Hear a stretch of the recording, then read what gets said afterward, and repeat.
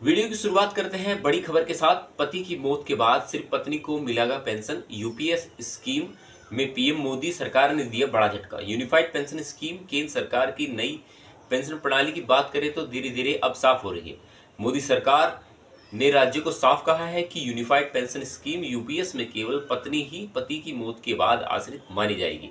इसके अलावा किसी को भी आश्रित नहीं माना जाएगा। नमस्कार साथियों, मेरा नाम है अनुज कुमार और आप देख रहे हैं अपना खुद का YouTube channel ABI news Bharat. साथियों, आज बात करने वाले हैं देश की अहम खबरों के बारे में। सारी की सारी वे बातें होंगी जो आपने वीडियो के थंबनेल में देखी होगी। वीडियो की शुरुआत में मैं आपको एक चीज क्लियर कर दूं कि अब जो ये पेंशन में बदलाव हुआ है, यूनिफाइड पेंशन स्कीम, यानी कि कर्मचारी ने ओपीएस की मांग की लेकिन सरकार ने एनपीएस की डिमांड की, लेकिन ला के रखी यूपीएस। अब यूपीएस स्कीम जो है उसमें कहीं ना कहीं इतने बदलाव हैं जो धीरे धीरे कर हमारे सामने आ रहे हैं। यूनिफाइड पेंशन स्कीम यूपीएस में आश्रित के रूप में केवल पत्नी को ही पारिवारिक पेंशन का हकदार माना जाएगा। केंद्र के वित्त मंत्रालय ने हाल ही में वीडियो कॉन्फ्रेंसिंग के जरिए राज्य के साथ बैठक की। इसमें यूपीएस से संबंधित जानकारियां दी गई, वहीं राज्यों के अधिकारियों के सवाल का जवाब भी दिया गया। इस बैठक में स्पष्ट किया गया कि कर्मचारियों के नहीं रहने पर उसकी पत्नी को पारिवारिक पेंशन का हकदार माना जाएगा। जो सेवानिवृत्ति के समय पत्नी थी, अब तक निर्धारित नियमों के अनुरूप पत्नी के अलावा विधवा पुत्री, अविवाहित पुत्री, तलाकशुदा पुत्री, निःशक्त पुत्र पुत्री व 25 साल तक के बेरोजगार जैसे कुछ श्रेणियों वालों को पारिवारिक पेंशन के लिए हकदार माना जाता था। वहीं दूसरी तरफ ग्रेच्युइटी की बात करें तो ग्रेच्युइटी के अतिरिक्त सेवानिवृत्ति पर मिलने वाली एक मुफ्त भुगतान के रूप में सेवा के प्रत्येक 6 माह पूर्व होने पर वेतन व डीए का 1.10वां हिस्सा दिया जाएगा।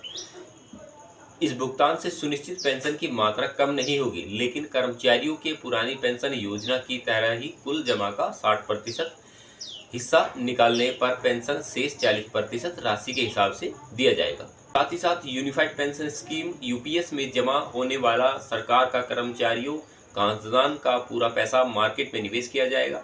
इसके अनुरूप 8.5% रिजर्व फंड में रखा जाएगा। यूपीएस में जमा राशि केंद्र सरकार की संबंधित एजेंसियों के अधीन ही रहेगी। चलिए अब चलते हैं देश की दूसरी बड़ी अहम खबर के बारे में। पेंशन अपडेट, अगले महीने से बंद हो जाएगी पेंशन। सरकार ने पेंशनरों को चेताया, जारी किया नया अपडेट। पेंशन अपडेट है कि पेंशनर और फैमिली पेंशनर पाने वालों के लिए जरूरी खबर है। केंद्र सरकार ने इसके बारे में एक नया अपडेट जारी किया है। यदि आपको और आपके परिवार में किसी को भी फैमिली पेंशन मिलती है तो सावधान हो जाएं। पिछले कुछ दिनों से लोगों को कई प्रकार के फोन कॉल आ रहे हैं और इनमें पीपीओ नंबर, जन्मतिथि और बैंक अकाउंट की जानकारियां मांगी जा रही हैं। आपके पास भी इस प्रकार का फोन कॉल आता है तो इसके झांसे में न आए। भारत सरकार के वित्त मंत्रालय के अधीन आने वाले सेंट्रल पेंशन अकाउंट ऑफिस ने एक बयान जारी किया है। इसमें पेंशनरों से कहा गया है कि उनको पता चला है कि फ्रॉडर्स खुद को central pension accounting officer Bikaji काम पैलेस नई दिल्ली का अधिकारी बनाकर पेंशनरों से संपर्क करते हैं। ये लोग पेंशनरों को व्हाट्सएप, ईमेल या एसएमएस के जरिए फॉर्म भराते हैं और उसे भरने के लिए कहते हैं। इसके साथ ही धमकी भी देते हैं कि अगर वे इस फॉर्म को नहीं भरते तो अगले महीने से पेंशन बंद हो जाएगी। सेंट्रल पेंशन अकाउंटिंग ऑफिसर ने पेंशनरों को सतर्क रहने को कहा है। सीपीओ ने पेंशनरों को किसी भी फ्रॉड के झांसे में नहीं आने की सलाह दी है। इस प्रकार के आप स्कैम का शिकार होने से बच सकते हैं। सीपीओ पेंशन पाने वाले पेंशनरों या फैमिली पेंशन पाने वालों को नसीहत दी जाती है कि किसी को भी अपना PPO number, date of birth या बैंक अकाउंट ना शेयर करें। सेंट्रल पेंशन अकाउंटिंग ऑफिसर ने सभी पेंशनरों से अपील की है कि ऐसे स्कैम का शिकार होने से बचें और सावधान रहें। उन्होंने कहा कि फोन कॉल या व्हाट्सएप, ईमेल या एसएमएस पर मांगी गई महत्वपूर्ण जानकारियां जैसे आपका पीपीओ नंबर, जन्मतिथि और बैंक अकाउंट का डिटेल्स किसी को नहीं देना। सीपीओ ने सभी सीपीपी से कहा है कि वे सभी पेंशन से सतर्क रहने के कहें। चलते हैं अगली खबर की तरफ। 1 जनवरी से ईपीएस पेंशन भोगियों की बल्ले बल्ले देश के किसी भी ब्रांच से निकाल सकेंगे पैसा। EPFO pension to get payment for any bank account. कर्मचारी भविष्य निधि संगठन ईपीएफओ ने 78 लाख से अधिक कर्मचारियों को फायदा होगा। इससे पेंशन भोगियों को पेंशन शुरू होने के समय सत्यापन के लिए बैंक के शाखा में जमा करने की जरूरत नहीं होगी या जाने की जरूरत नहीं होगी। पेंशन जारी होने पर तुरंत जमा कर दी जाएगी। कर्मचारी पेंशन योजना ईपीएस की 1 जनवरी से मौज आने वाली है। मोदी सरकार के ने केंद्रीय पेंशन प्रणाली CPPS की मंजूरी दे दी है। इसके बाद 1 जनवरी 2025 से यह सुविधा शुरू कर दी जाएगी। इसके कर्मचारी भविष्य निधि संगठन EPFO के 78 लाख से अधिक कर्मचारियों को फायदा होगा। इससे पेंशन भोगियों को पेंशन शुरू होने के समय सत्यापन के लिए बैंक की शाखा में जाने की आवश्यकता नहीं होगी। पेंशन जारी होने पर तुरंत जमा कर दी जाएगी। केंद्रीय श्रम एवं रोजगार मंत्री डॉक्टर मनसुख मांडविया ने बताया कि इन सुविधा से बड़े लाभ होना जारी है। पेंशन भोगी अब 1 जनवरी 2025 से भारत में कहीं भी किसी भी बैंक से और किसी भी शाखा से पेंशन प्राप्त कर सकते हैं। ये पेंशन भोगियों के सामने आने वाले लंबे समय से चली आ रही चुनौतियों का समाधान होगा। अब आधार कार्ड से होगा भुगतान। केंद्रीय श्रम एवं रोजगार मंत्रालय ने अगले चरण में आधार कार्ड आधारित भुगतान प्रणाली ABPS में बदलाव करने जा रही है। इससे पेंशन वितरण की लागत में कमी आएगी।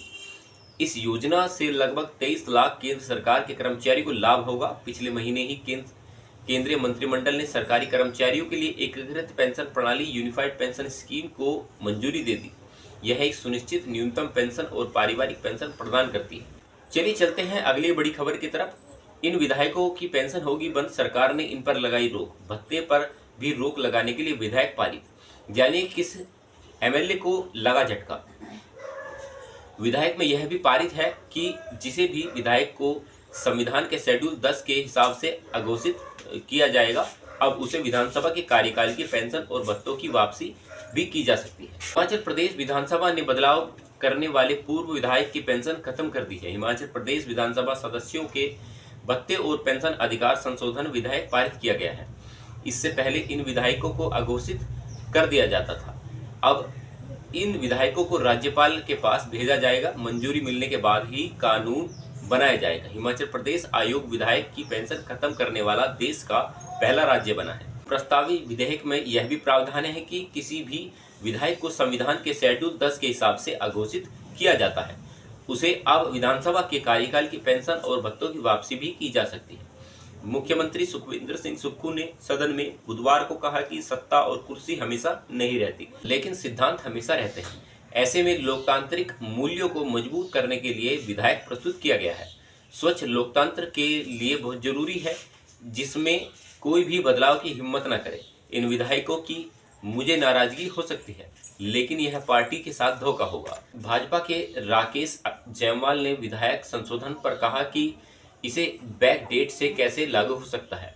यह बदले की भावना से पेश किया गया विधेयक है।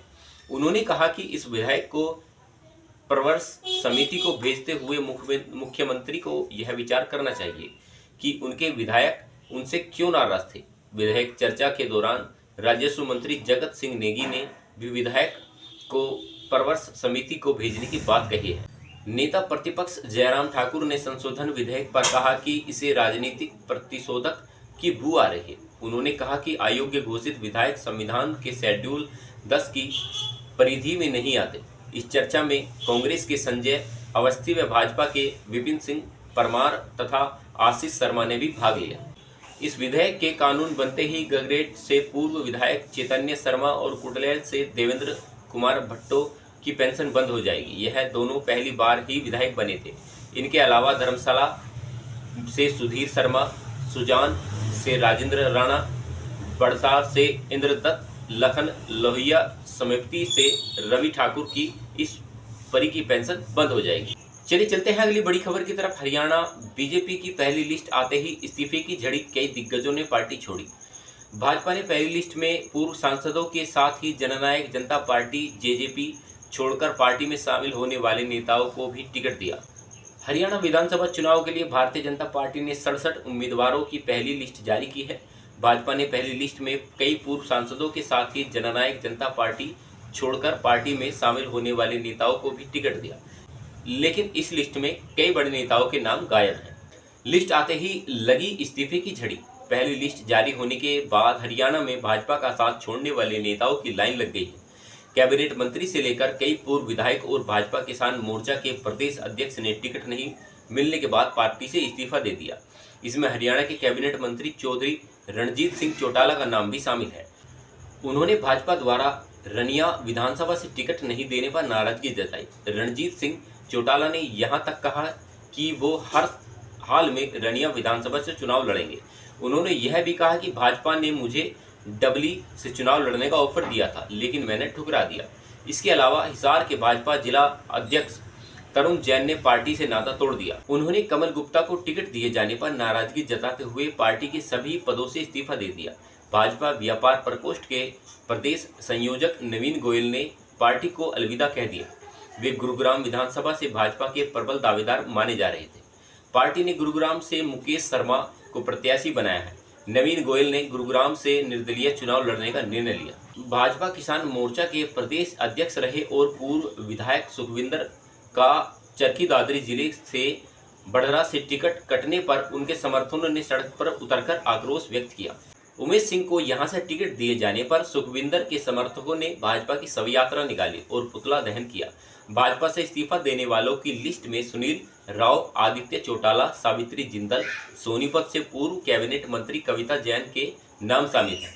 वहीं लक्ष्मण नापा ने रियाद से टिकट नहीं मिलने के बाद भाजपा से इस्तीफा दे दिया। वे जल्द ही कांग्रेस का दामन थाम सकते हैं। भाजपा ने रतिया से सुनीता दुग्गल को टिकट दिया है। साथ ही साथ पूर्व मंत्री ने भी छोड़ा पार्टी। हरियाणा भाजपा ओबीसी मोर्चा के प्रदेश अध्यक्ष और पूर्व मंत्री कर्णदेव काम्बोज ने इंद्री विधानसभा सीट से टिकट काटने के बाद पार्टी से इस्तीफा दे दिया। हरियाणा की 90 विधानसभा सीटों पर एक चरण में 5 अक्टूबर को वोट डाले जाएंगे, जबकि चुनाव के नतीजे 8 अक्टूबर को घोषित होंगे।